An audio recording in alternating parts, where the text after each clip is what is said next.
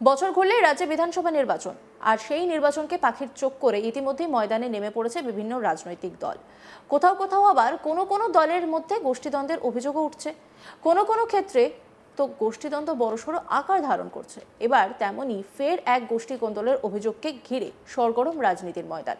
তৃণমূলকে সরিয়ে 26-এ ক্ষমতায় আসার স্বপ্ন দেখছে বিজেপি, আর ক্ষমতায় আসার আগে বিজেপির গোষ্ঠী কোন্দলে জেরবার বঙ্গ বিজেপি। বিজেপির দুই গোষ্ঠীর সংঘর্ষে উত্তপ্ত হয়ে উঠল গোটা এলাকা। ঘটনার খবর পেয়ে পুলিশ গেলে তাদেরও মারধর করা হয় বলে অভিযোগ, আর সেই ভিডিও প্রকাশ্যে আসতেই ভাইরাল হয়েছে।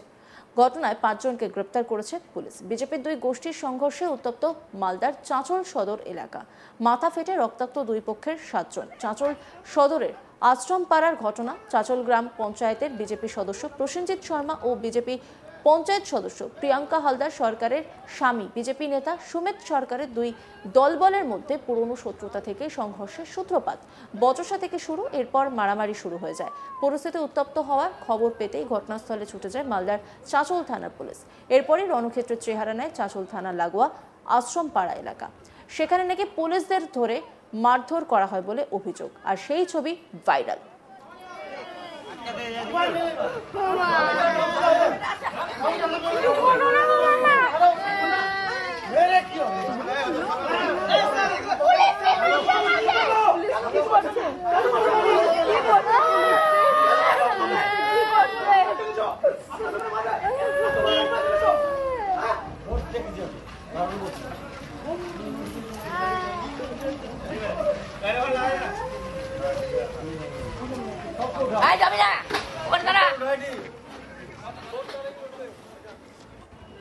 এরপরে আহতদের উদ্ধার করে চিকিৎসার জন্য নিয়ে যাওয়া হয় চাঁচল সুপার স্পেশালিটি হাসপাতালে। আসে পুলিশও। ঘটনায় আহত দুই নেতা হাসপাতালে ভর্তি রয়েছে। বাকি 5 জনকে গ্রেপ্তার করে চাঁচল মহকুমা আদালতে পেশ করে পুলিশ। গোটা ঘটনার তদন্ত শুরু করেছে মালদা চাঁচল থানার পুলিশ।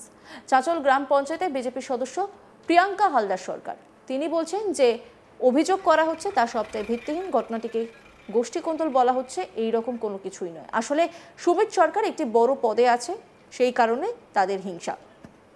গোটা বিষয়টি আমি জেলা নেতৃত্বকে জানিয়েছি, পাশাপাশি পুলিশ প্রশাসনকে অভিযোগ জানিয়েছি। কি বলছেন তিনি শুনব। কাল রাতে সুমিত বাড়ি ফিরছিল, সেই মুহূর্তে কিছু প্রসেনজিৎ শর্মা এবং তার কিছু দলবল ওর উপর অ্যাটাক করে এবং ও ওখানে অচৈতন্য অবস্থায় পড়ে যায়। এমনকি আমাদের কাছে ফুটেজও আছে যে সুমিতকে যে ওরা মারধর করছে, সেই ফুটেজও আছে। এখন সুমিত চাঁচল সুপার স্পেশালিটি হসপিটালে মৃত্যুর সঙ্গে পাঞ্জা লড়ছে। আর ও যেই বিষয়টা যেটা মিডিয়ার সামনে আসছে যে দুই গোষ্ঠীদ্বন্দ্বের মধ্যে সংঘর্ষ, অ্যাকচুয়ালি এটা একদমই মিথ্যে কথা। কারণ ও শুধুমাত্র বিজেপির নাম ভাঙিয়েই খায়। ও বিজেপির না কোনো পদে না কোনো কিছুতে আছে। প্রসেনজিৎ শর্মা। বহুদিন ধরেই ওর একটা সুমিতের প্রতি রাগ ছিল। এবার কালকে সুমিতকে সে একা পেয়ে দলবল নিয়ে সুমিতের উপর হামলা করে। হ্যাঁ, অবশ্যই হয়েছে, কারণ আমি বিজেপির মেম্বার, আমি থানাপাড়া রিসেন্ট মেম্বার, এবং অবশ্যই কথা হয়েছে। অবশ্যই হব, এর শেষ আমি দেখতে চাই। জেলা নেতৃত্বকে আমার অলরেডি জানানো হয়ে গেছে এবং থানাতেও আমার জানানো হয়েছে। এর বিচার আমি চাই।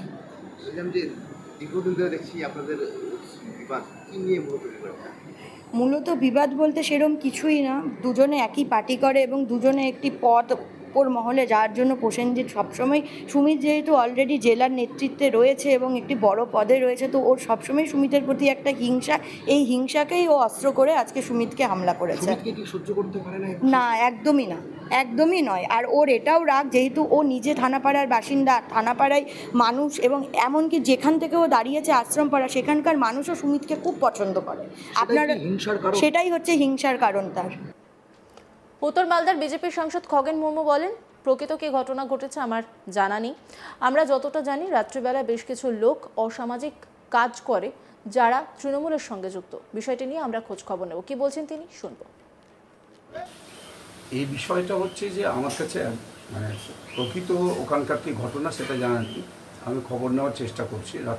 রাত্রের ঘটনা তো সেখানে যেটুকু জানি সেটা হচ্ছে যে আমি যেটুকু খোঁজ খবর নিয়ে যা পাচ্ছি তাতে এখানে ব্যক্তিগত ব্যাপার ওদের হচ্ছে যে সে বিজেপির মধ্যে থাকতে পারে, বিজেপির সদস্য, তার হচ্ছে যে সমর্থক থাকতে পারে কেউ, তো সেগুলো নিজেদের মধ্যেকার ঘটনা। কিন্তু এখানে যেটা জানি চাঁচলে একটা কিছু যে একটা দল আছে, একটা গোষ্ঠী আছে, যারা রাত্রিবেলা একটু মদ টদ খেয়ে একটু মদ্যপান টান করে তারা এইসব গণ্ডগোল টণ্ডগোল পাকায়। এর মধ্যে তৃণমূলের এই সমস্ত সব যারা ছেলেরা আছে তারা এই সমস্ত করে।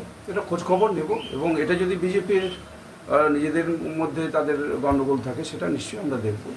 সে বিষয়টাতে আলোচনা এখনো পর্যন্ত ওখানকার কোনো আমার কাছে নির্দিষ্ট কোনো খবর নেই। যারা আহত হয়েছেন তাদের মধ্যে একজন আপনাদেরই পার্টির পঞ্চায়েত সদস্য, আরেকজনের ওয়াইফ পঞ্চায়েত সদস্য, তিনিও বিজেপির নেতা। হ্যাঁ, সেটা ঠিকই, আমার পঞ্চায়েতের সদস্য আছে ওর মধ্যে। সেই জন্যেই এটা খোঁজ খবর নেব। ওখানে আমাদের দলের সমস্ত নেতারা আছেন, তাদের সাথে কথা বলে, আর সেরকম কোনো সমস্যা হলে আমরা নিশ্চয়ই এই ব্যাপারে বসে আলোচনা করে সমাধান করে দেওয়ার চেষ্টা করবো। সেটা তো বাঞ্ছনীয় নয়, এই জিনিসগুলো তো অবশ্যই বাঞ্ছনীয় নয়।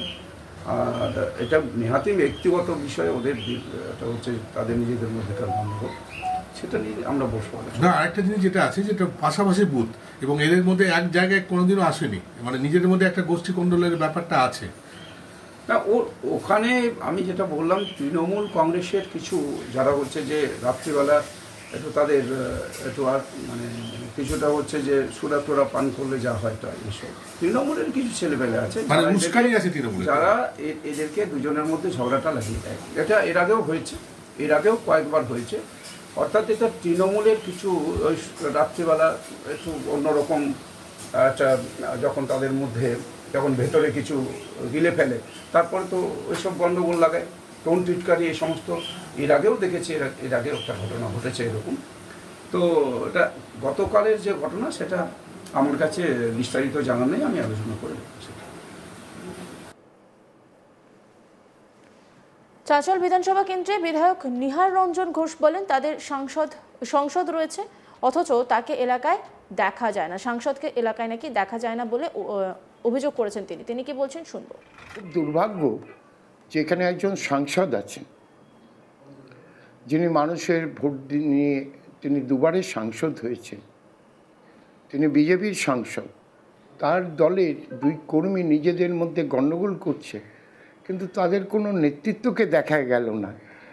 তাহলে তাদের কর্মীরাই যদি আজকে আক্রান্ত হন, তাদের পরিষেবা দেওয়ার জন্য, তাদের এই বিপদে থাকার জন্য যদি কোনো নেতৃত্বকে না দেখা যায়, তাহলে তাদেরকে যদি ভোট দিয়ে জনপ্রতিনিধি তৈরি করা যায়, তাহলে মানুষ কি সেবা পাবে? সাংসদ বলছেন নাকি যে কালকের সংঘর্ষ তৃণমূল মদত দিয়েছে, এই বলছে। অন্যান্য খবরের আপডেটের জন্য অবশ্যই নজর রাখুন আজ তাক বাংলার ইউটিউব স্ট্রিমিংয়ে। লাইক, কমেন্ট, শেয়ার এবং সাবস্ক্রাইব করতে ভুলবেন না।